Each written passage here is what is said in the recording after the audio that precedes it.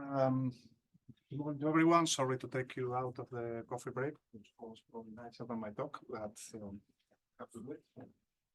I'm going to tell you today about a piece of work with my colleagues Dennis Akildish and Frank Gleason, who's sitting somewhere over there. This is something that just appeared published in the some journal of American Analysis just recently. And it is about how to work with how to do Bayesian filtering in state space models where your signal is evolving in continuous time, and then you have discrete time observations over some probably sparse grid. So I'm going to try and explain the problem in the first part of the talk. I think this should be quite straightforward, but then I set up my notation and everyone's on the same page. Then I will go through a bit of theory on the relationship between the actual posterior distributions of this continuous time signal and the posterior distributions that one gets from a discretized model. And finally, I will discuss a specific discretization scheme that we have been working with lately, and I will show you some numerical results. So with the introduction, this is the kind of problem in which I will be thinking. So we have a signal of interest, some x of t, which is evolving in continuous time. So I assume this is an Ito process. So I have an Ito SDE like this one with some drift, some diffusion coefficient, and this signal is evolving in continuous time. Now, like Zahanis talked earlier, I'm not assuming that the observation process is described by an SDE itself. I'm assuming that I just collect the observations of a certain time grid. So if you take the interval from 0 to capital T, in which you are interested in the solution of this equation, then for a number of discrete time instants over this period, you collect observations, and these observations can be far apart.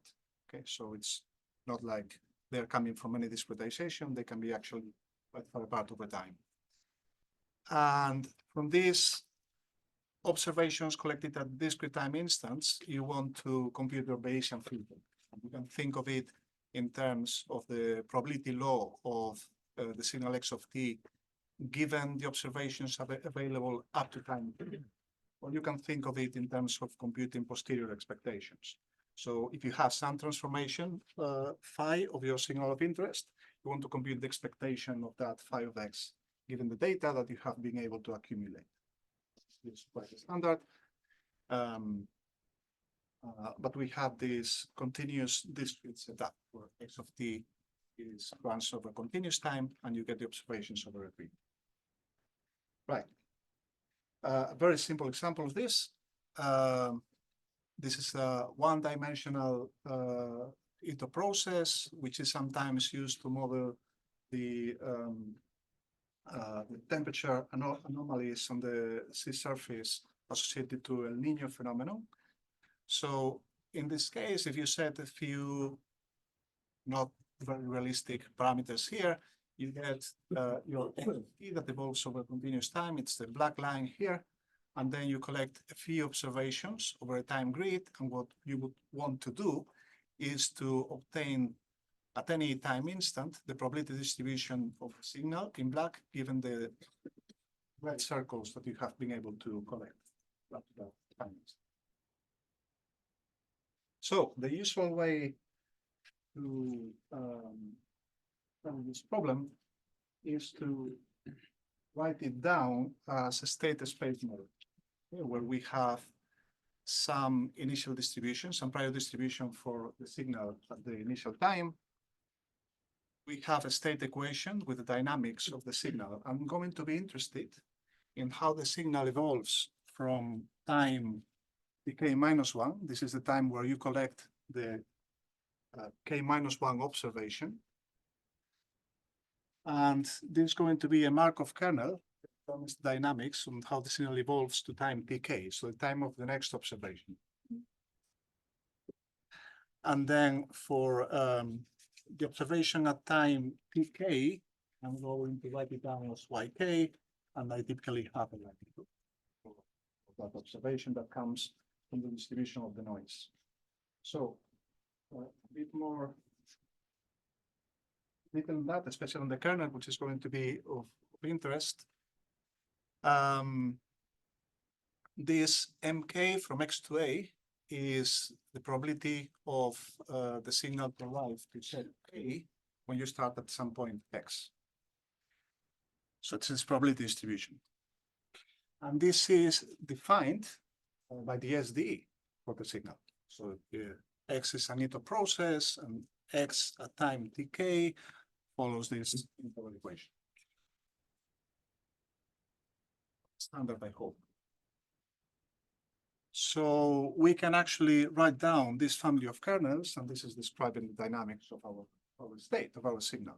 But then, of course, if we have a non-linear SDE, we can write down this process, we have this kernel properly, but we cannot exactly. We will need some numerical approximation for them.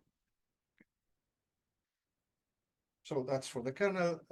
For the observations, I'm going to assume that I have some linear transformation B. So at time tk, I look at my signal, and what I pick up is this non-linear transformation B of x contaminated by some noise. Then, given the probability density function of this noise, I can write down a likelihood function, which is what I call G. Then, for example, if the noise is Gaussian, G looks like this. And that is the state space model that we were looking at a couple of minutes ago. Now, filtering for this state space model, what is it? Well, what we want is recursively, as time evolves, we want to keep computing the predictive probability law of the signal. So the probability distribution of x at time tk, this is the time of the kth observation, even the observations up to the k minus 1. And once you got the predictive distribution, you want to update it to obtain the filtering distribution when you incorporate the kth observation as well. So quite standard. And we know that we can relate the filter pi k with the predictive distribution through the Bayes theorem. And we can write the predictive distribution by applying this kernel and k to the previous filter. And then the aim is to be able to keep computing these expectations, intervals with respect to psi and pi. So that's the setup, pretty standard Bayesian filtering. And what do you do with that? Well, there are a number of things that you can do. A very straightforward one is to say, look, the signal is evolving in continuous time. So I choose my numerical scheme, my favorite numerical scheme. I discretize it, then everything is discrete time. I can use my favorite discrete time filter. I can use a particle filter, I can use an ensemble Kalman filter, some non-linear centered Kalman filter, whatever. And that's what we would typically do for a practical problem. Then you're introducing an approximation error because of this numerical discretization. And what I'm going to talk about in the next few slides is how this error that you introduce by discretizing the SDE translates into an error in your approximation of the posterior distributions, your approximation of pi, the filter, and psi, the predictive distribution. So this was the SDE.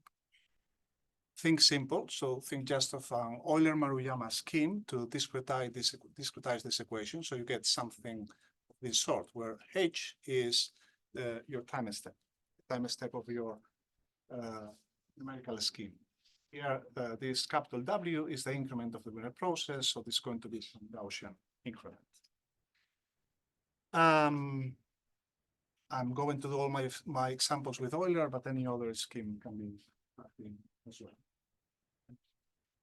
Now, one important thing, well, I mentioned it already, I think, but anyway, you are going to have a time grid for this discretization, which typically is going to be different from the time grid of your observations. So the case in which I'm thinking is one where this time step used to discretize the SDE is much smaller than the time between observations. So you actually, the signal can actually evolve quite a bit from one observation to the next one. In this respect, the setup is different from what Hanif was describing, where you had discretization where the time grid could be the same or very similar to for both equations. If you have any question, any comment at any time, please stop me. Okay.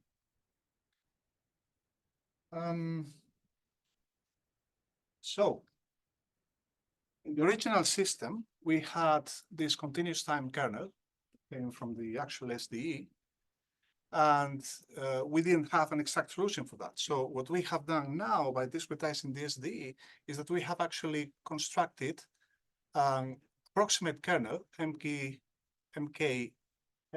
where here I'm indexing it by the time step, that gives you the conditional probability distribution for these XAs, which are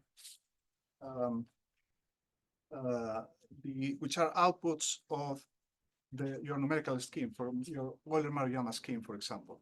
So this would be the random variable generated by the Euler-Maruyama at the time of the observation k-1, and this would be the random variable generated at the time of the kth observation.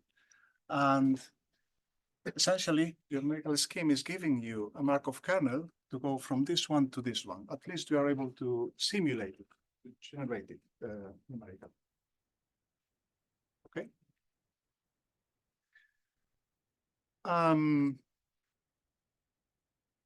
So we can now actually write down two state space models. The original one, moving in continuous time, and we have a discrete time one, where instead of using the true Markov kernel, we use this numerical approximation from the numerical scheme. And of course, on this one, on the fully discrete time model, we can run our favorite discrete time filter for a practical problem. Now, if you run a discrete time filter on that state space model, you are going to get a sequence of approximations of the predictive distribution. So approximation of psi, the quality of your approximation should depend on how large the time step is. The smaller time step, the better the approximation. And you get also an approximation of the filter. And we would like to see how this approximate psi and approximate pi compare to the true predictive and filtering laws from the original continuous time system. Now, at this point, we were very surprised because we were actually expecting that someone should have done this and there should be some clear relationship, but we couldn't find it. I'm not saying it's not there, maybe it is, but not in a very explicit way, or at least not within not in the filtering literature very clearly. Anyone has an idea, would love to see what people have done in this context, but we couldn't find an explicit result. And so that's what we tried to do. Now, essentially what's going to happen is that the error that you make in the numerical scheme translates into an error in the approximation of the posterior distributions. So I'm going to assume that my numerical scheme that I use for DSD converges with weak order P.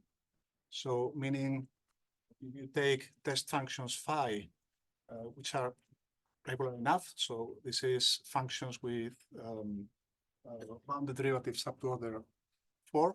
So they're smooth enough. Then you can approximate expectations of the signal from these test functions. And the quality of the approximation is for their h power p. So the step size to power p. This is what I mean by weak convergence of order. And then if you want to compare the distributions that you get from your approximate model and from the true one, you need a metric, you need some distance.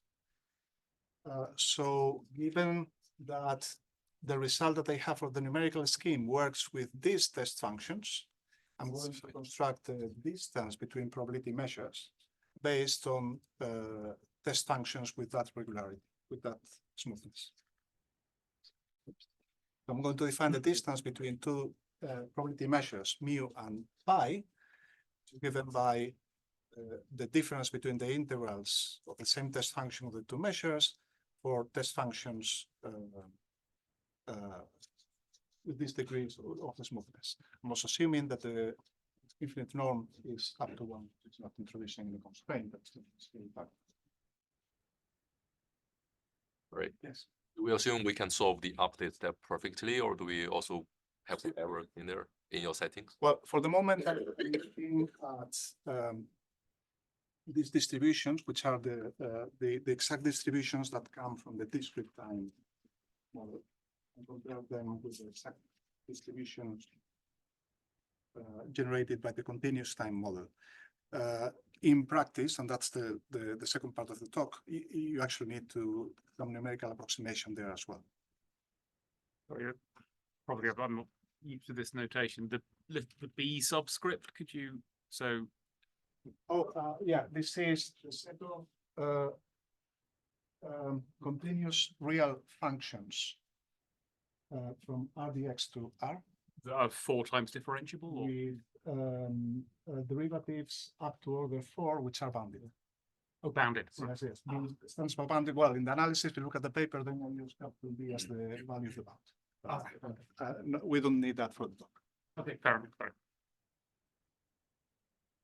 Right. So the nice result, well, I think it's nice. What we found is that essentially, if the likelihood function is smooth enough, so you can take it through the numerical scheme and still apply your weak convergence, and you take and the test functions in your family of interest remain within the same family, so continuous functions with derivatives up to order 4. When you integrate them with a true kernel, then the distance between the distributions, this distance I defined in the previous slide, is also for their h power p. So essentially the same type of error that you introduce in the discretization scheme actually maps directly to the approximation in your posterior distributions, which is, I think, very intuitive and nice result. You can actually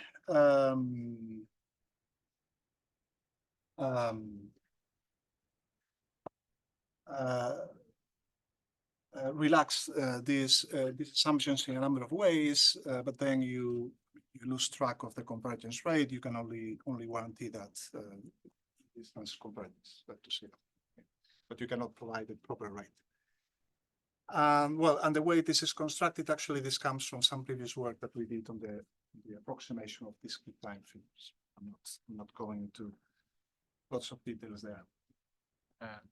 Yes. What does that imply in terms of hypothesis on your SDE, like the 0.2? Sorry, the 0.2 on the propagation of the condition. Yeah, what does that imply as condition on the SDE typically? Like, well, yeah.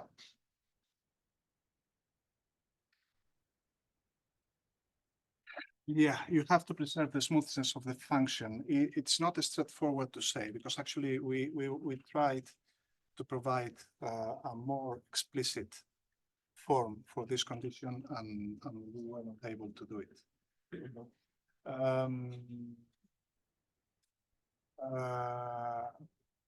Well, in practice, if you want to find a kernel that does not satisfy this, you have to do some work. I mean, it's kind of pathological. However, we could not really provide better warranties. So I would say that for most SDEs, this is going to work.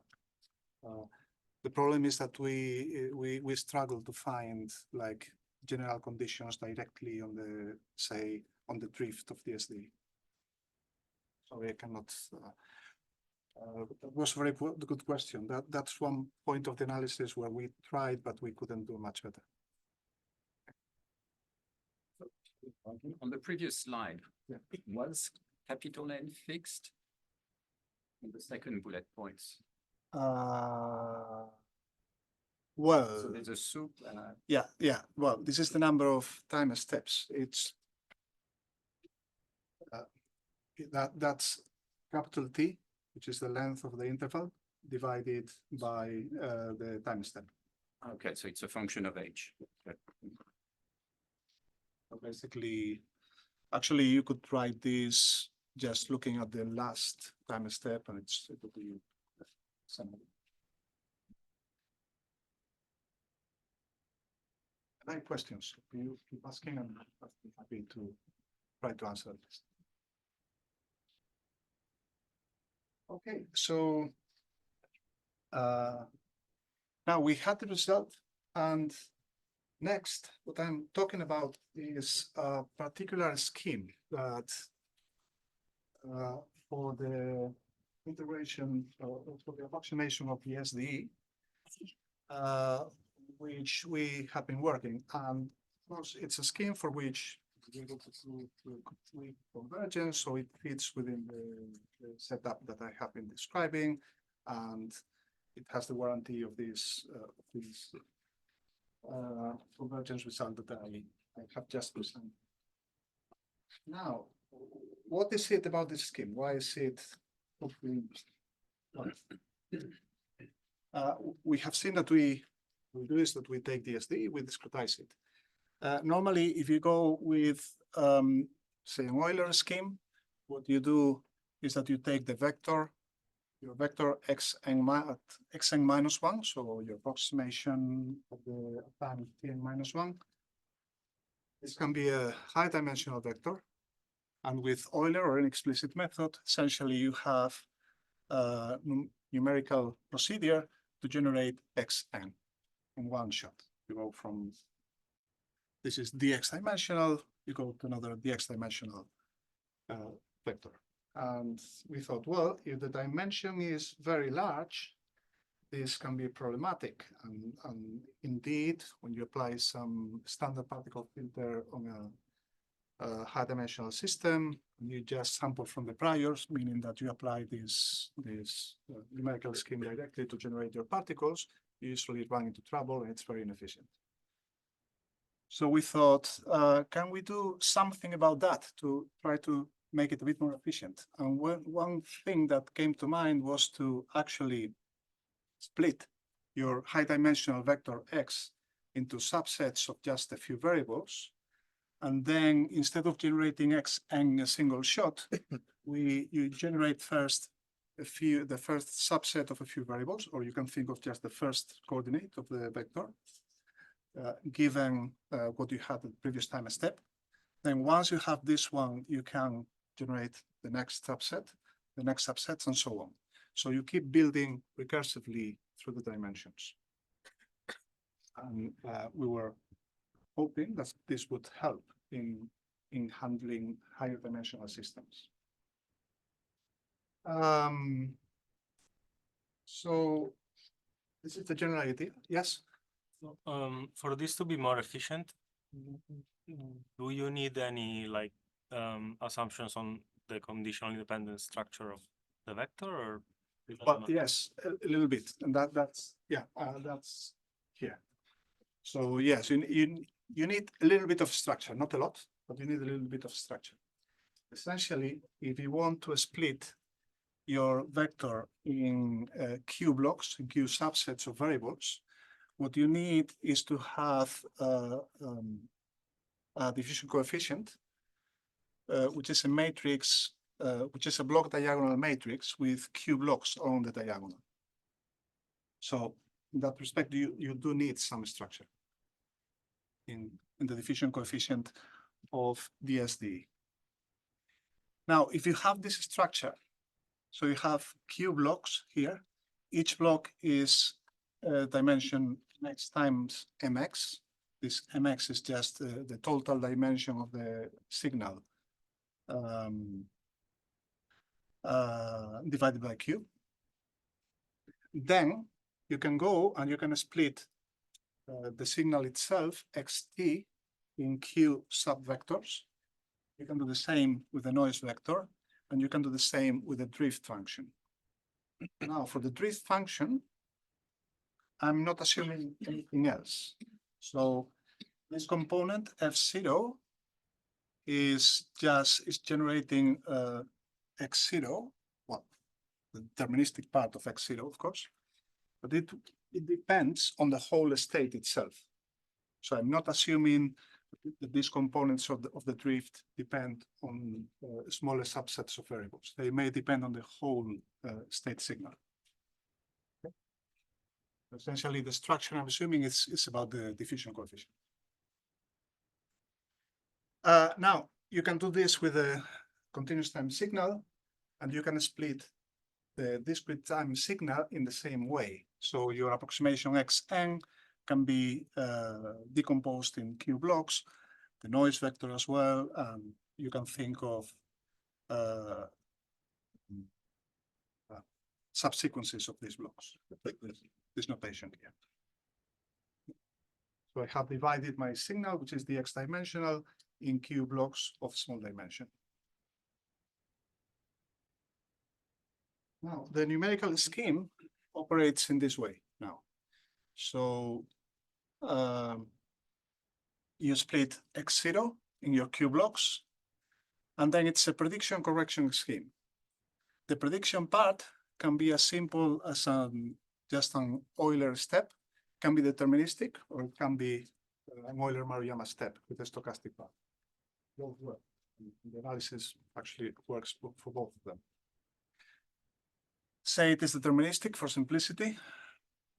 And then what you do for the correction step is that instead of taking a single correction, you start correcting one block at a time through the dimensions.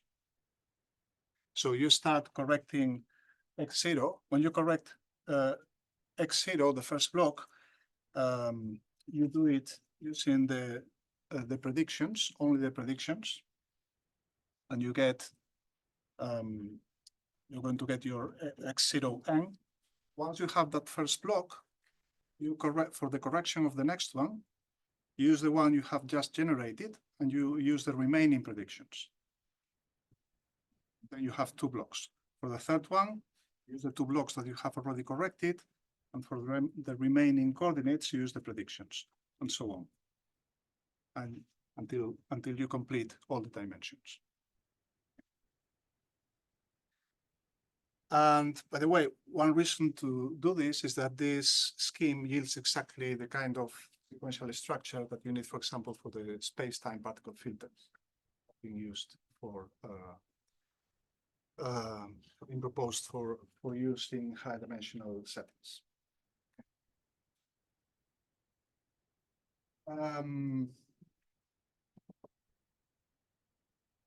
Now, this scheme, we can guarantee weak convergence for this scheme under quite useful assumptions on the drift and the diffusion coefficient. If you assume that both the drift and the diffusion coefficients are bounded, then we can obtain this result, which is convergence of order 1, and this constant C is independent of the initial state. If you relax assumption 2, you still get weak convergence, but then the constant depends on the initial condition. Okay. This is what the standard, and this fits within the analysis that I presented earlier for the approximation of the posterior laws. Now, I think I have a few minutes. Yeah, 10 minutes more. Okay, so I can't even finish it. That's great. So that's enough for the theory. I'm going to show you some numerical results. So, so the setup now is that I'm going to take my PET model, Lorentz 96, a stochastic version of Lorentz 96. I can scale the dimension as I want. I'm going to compare what happens when you try to do Bayesian filtering in Lorentz 96 using either Euler-Maruyama or this sequential Euler I have just described. So this is the model. This one time scale Lorentz 96, so standard one with some forcing F, and I introduce this stochastic term, this diffusion term here. So this is the SDE, dimension is the X, you can scale it as you want, make it as large as you like. If you apply the sequential Euler method I have described, you get this set of difference equations. So this is the prediction step. I'm making it deterministic, but it could be stochastic as well. And then, so the predictions are denoted with this hat. And then you start generating in order x0, the first variable in the state, x1, the second variable. So in this case, we are constructing the state one real dimension at a time. When you start with x0, you rely on the predictions. All the x's here are with hats. When you generate x1, you already have x0, and for the rest, you use the predictions. For x2, you already have x1 and x0, then you have the predictions and so on. When you make it to the end, you only need the prediction for x dx. So this is the setup, and first thing we tried was, okay, let's see, first of all, how this thing runs if you just want to integrate the SDE. And what we see here are several results with different time steps. So if you start with a small time step, both schemes work similarly. If you start increasing, taking longer time steps for your integration, the two trajectories actually depart from each other earlier. Lorentz 96, you take F, big enough is chaotic model, so you do expect the trajectories to differ for different schemes. Now, I kept increasing the time step, and then eventually, quite early, with 10 to the minus 2, you start having trouble in the simulations. So here, what we see is that the numerical scheme is blowing up. At this point, the errors accumulate, and suddenly you lose the track. You don't get a trajectory. If you keep increasing, the black line again is the standard Euler-Maruyama. It starts oscillating. So it cannot work with such a long time step. While with the sequential one, it turned out to be more robust, and you can still get useful trajectories even with relatively long time steps. But this is what you expect from actually this kind of robustness is what you would expect from prediction correction schemes or implicit schemes. And this is what we are trying to obtain without the pain of having to go through a purely implicit scheme where you have to solve lots of nonlinear equations. We run zillions of simulations with this. What we see here, let's look at this in the second row, okay? Is when you run many, here 10,000 dependent simulations, we were counting how many times each one of the schemes could run successfully, so without blowing up, as we increase the time step.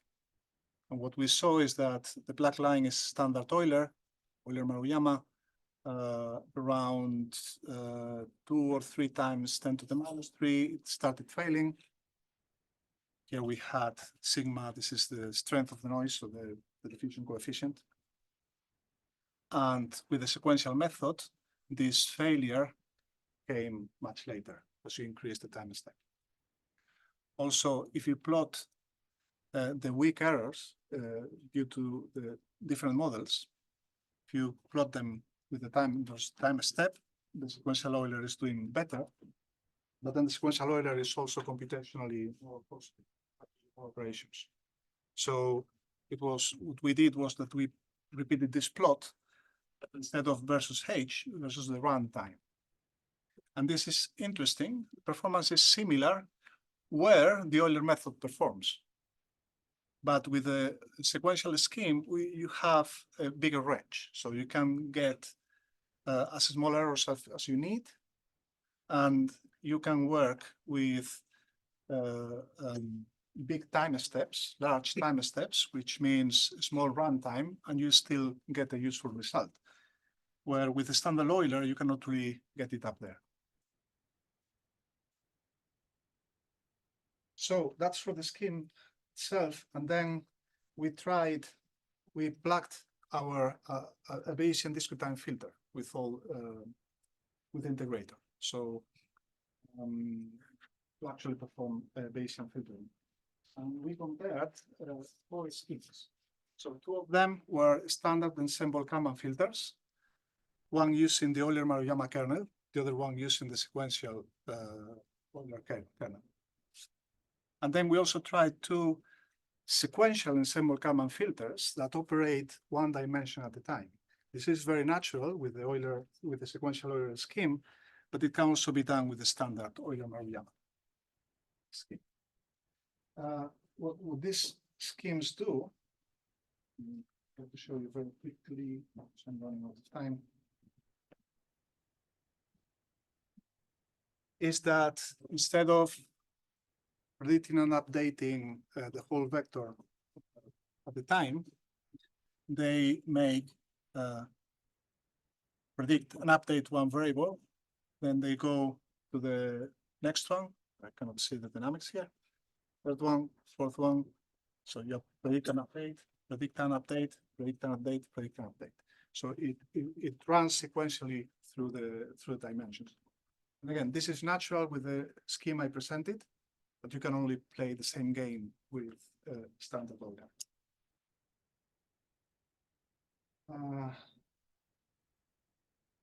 Right. One thing, the sequential ensemble Kalman filters, they are not consistent with the standard Kalman filter, meaning that if your system is linear and Gaussian, these filters are not going to converge to your true solution.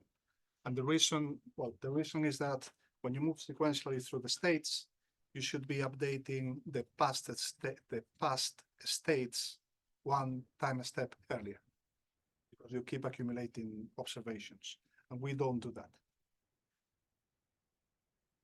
Anyway, they turn out to perform well.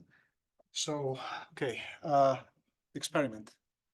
Well, we tried a setup where we could observe like 3 out of 5 variables of in the state vector. So the dimension was 200 for these experiments, and we observed 3 out of 5 of these 200 variables, and we were observing different variables at different times. We ran experiments to see how large we could make the time steps, depending on the algorithm and the kernel, the transition kernel. And it turned out that when you make the system noisier, both in the state equation and the observation equation, so for example, to this last row, there is over an order of magnitude of difference between the time steps that you can sustain when you use sequential Euler and the time steps that you need, the very small time steps that you need when you run with the standard Euler-Maruyama. How many samples are you using in your ensemble Kalman filter? Yes. We're trying between 50 and 400 in this case, for dimension 200. Now, because I have to finish, let me just look at this one, okay? What I'm plotting here is the normalized mean square error for my signal versus the runtime of the algorithms. And even the algorithms that use the sequential Euler scheme are computationally more costly because you have more work to do. They're more efficient. They're far more efficient. So it's the red curves here. And left is better because it is less runtime. And in the vertical, we have the error. They are more efficient. You have all this gain in terms of runtime, of actual computational cost, because you can afford working with long time steps. And long time steps means that you have to generate a whole less number of actual particles in the state space, because you can take longer jumps, you have to generate so many of them. Okay. So the filters using the new sequential scheme turn out to be more efficient. And well, some additional work to do. We want to, all these results are with Euler. We want to extend it to other type of schemes. Here, other type of schemes. There is a very natural application to stochastic PDs as well. We can think of this sequential run of the dimension can be a sequential run through space as well in different ways. We are curious to see whether we can do a proper performance analysis for these sequential ensemble Kalman filters, because they're performing very well in practice, but they are not fully consistent. And then there is the application to other filters and see whether these methods help in high dimensional spaces. So funding, and this is the paper in case you want to have a look. Thank you very much, and sorry.